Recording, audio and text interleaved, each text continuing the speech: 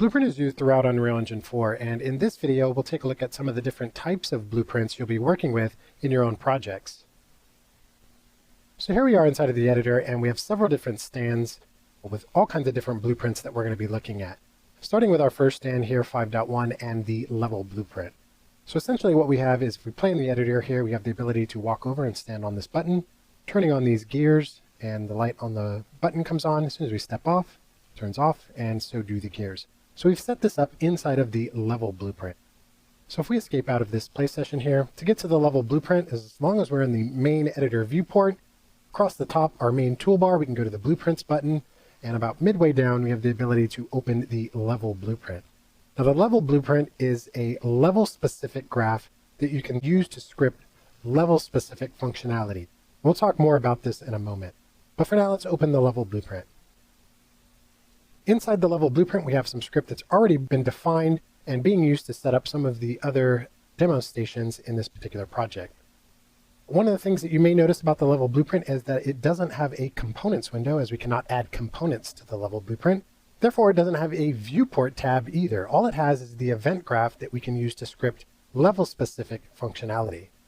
And what I mean by level-specific functionality is that anything that we do inside of this particular graph is going to be bound to the level that we do it in. So if we create a new level, we'll have a brand new level blueprint that will be completely empty.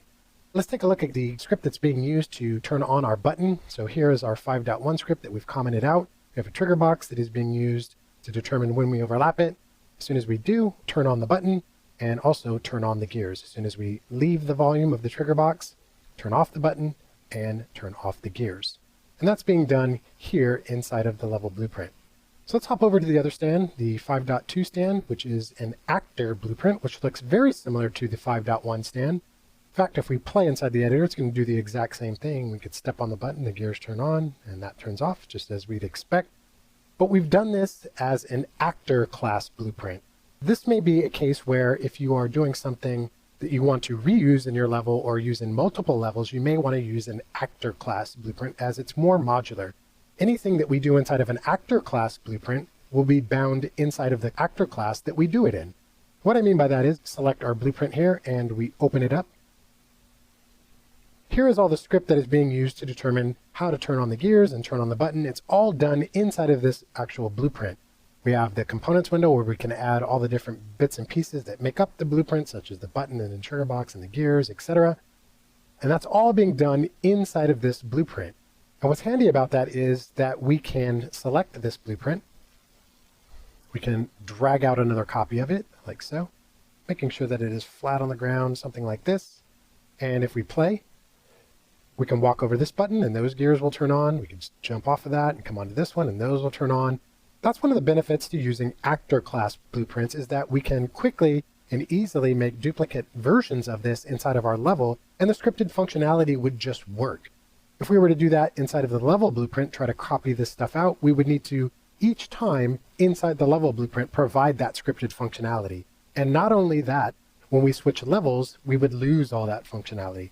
So the level blueprint is primarily for level-specific things that you need to do, kicking off initial script potentially, but you're probably going to want to stick with actor class blueprints because it's a little bit more flexible and modular in that regard. So I'm going to hop over to the 5.3 stand and we're going to take a look at animation blueprints now. If I play in the editor here and I walk over to this button, we now take control of a character that we can actually walk around with and jump and do all kinds of fun stuff with.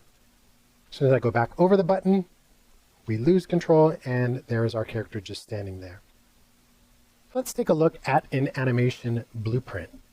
So to do that, I'm going to select the character in the viewport here. And we're going to go to the details panel under animation class. We're going to browse to the animation blueprint that we are currently using. I'm going to click this icon here. It'll take me to the animation blueprint. As soon as I double click to open it up, it's going to look a little bit different. Let's go ahead and make sure that we are on the event graph. And let's maximize this so we can see it as well. It's a little bit different. This particular asset is used in the aid of creating animation logic for characters, whether you're controlling them or not. You could do that inside of an animation blueprint. The event graph of an animation blueprint is used to define the moment-to-moment variables, things that can change while your application is running. And once you update those variables, those can in turn be used to derive which animation pose your character would be in. Defining the animation poses is done on the anim graph. So if we open that up, here's our anim graph, and the anim graph has all kinds of different stuff in it that allows you to blend between different animations. Here we have the ability to set up a state machine, so we can be in different states, so we can be idling or running, jumping, etc.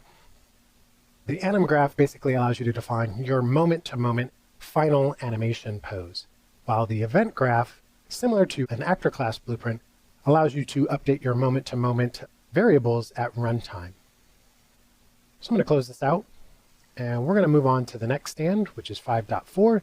This is for creating UI elements in your project. So if I play in the editor here, as soon as we walk over to the button and stand on it, we have a little bit of a UI pop up in the upper left-hand corner of our screen, which says health and energy, and they look like they're depleting, so I better get off that button. And as soon as we step back on, it resets. This uses what we call Unreal Motion graphics inside of UE4 and what's called a Widget Blueprint. So let's take a look at what that looks like. To do that, we're going to have to actually go back to the level blueprint because I used the level blueprint to set this up for us. So I'm going to open the level blueprint first. We scroll up here. We have at the begin play, it's doing some stuff to store the player character's transform for the playable character. But to the right of that, we are creating a HUD. So if I click this browse icon, it should take us to it in the content browser. So let's go ahead and open that up.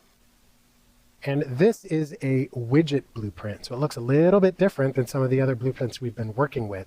It has a graph, which is called an event graph, which is very similar to some of the other event graphs that we've worked in. Right-clicking and holding will allow you to drag around in the viewport, as we've done before.